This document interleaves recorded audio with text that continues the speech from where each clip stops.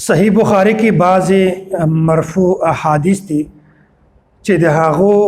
سند رسول الله صلی الله علیه وسلم ته رسي او داسې صحیح بخاری کې بعض موقوفات دي چې د هغو سند صحابي ته رسي او بعض صحیح بخاری کې مقطوعات دي چې د هغو سند تابعی ته رسي او صحیح بخاری کې بعض معلقات دي یعنی یو حدیث ته هغه ذکر شوی ده یا خود هغه سند بالکل ذکر شوی هم نه ده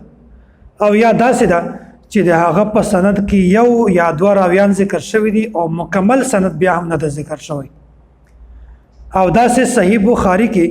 مکررات هم دي یو حدیث ذکر شوی ده او هغه حدیث بار بار ذکر شوی تکرار ده پکې یعنی مکمل حدیث دوباره راوړی ده یا مکمل حدیث دوباره نه ده بلکې د هغه یو جز ده او داسې په صحیح بخاری کې متابعات هم دي چې داسې پاغه کې یو حدیث امام بخاری راوړی ده او بیا د هغه توابع هم راوړی ده نو دا کا ټوټل مونږ سره ملاو کو دا تعداد جوړیږي 9082 یعنی 9082 دا تعداد جوړیږي او دا د دغه ټولو سند چې کومه ده هغه رسول الله صلی الله علیه وسلم ته نه رسیدلی نو دا خبره به تاسې راسره منئ چې په صحیح بخاری کې صرف د رسول الله صلی الله علیه وسلم افعال اقوال تقریرات صرف دا موجود نه دي بلکې د سره د صحابي قول تابعی تبع تابعی او د ورسته ځینې فقهای کرامو اقوال او افعال دا هم موجود دي او داسې د صحیح بخاری سره او د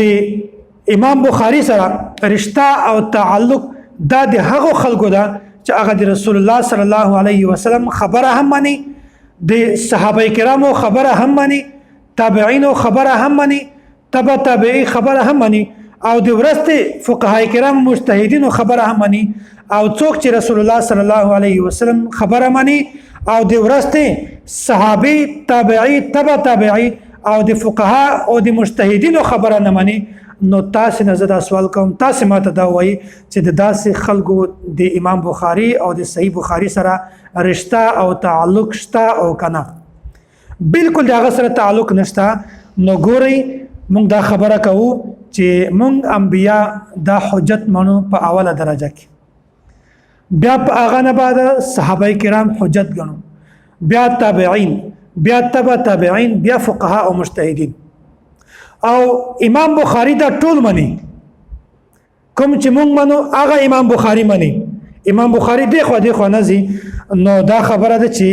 د بخاری سره رشتہ د هغو خلکو ده چې هغه دا ټول خلک مني او کوم چې دغه ټول نه مني هغه خلکو د امام بخاری سره او د صحیح بخاری سره بالکل تعلق او رشتہ نشته نو خلاصه د دې خبره ده چې امام بخاری د خپل صحیح بخاری کې موقوفات مقطوعات او داسې مرفوعات دا ټول راوړي دي یعنی هغه روایت راوړي دي چې هغه سند نبی علیه الصلوۃ والسلام ته رسي هغه روایت راوړي دي چې هغه سند صحابي ته رسي هغه روایت راوړي چې هغه سند تابعی تبع تابعی ته رسیږي نو امام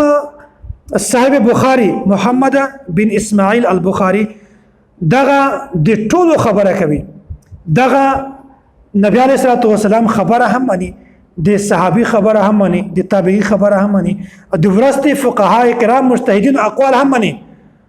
خو غیر مقلدین داسې دي چې هغه وایي چې مونږ صرف هغه خبره منو چې هغه سند صرف رسول الله صلی الله علیه وسلم ته رسیدلی نو امام بخاری دا ټول جمع کړی دي او غیر مقلدین صرف مرفوع حدیث مني نو د امام بخاری او صحیح بخاری امام بخاری او داسې بخاری شریف سره تعلق د هغو خلکو ده چې هغه ټول مني او کوم چې ټول نه مني صرف د نبی علیه الصلوۃ والسلام افعال اقوال او تقریرات مني د هغو خلکو د امام بخاری سره هیڅ تعلق او رشتہ نشته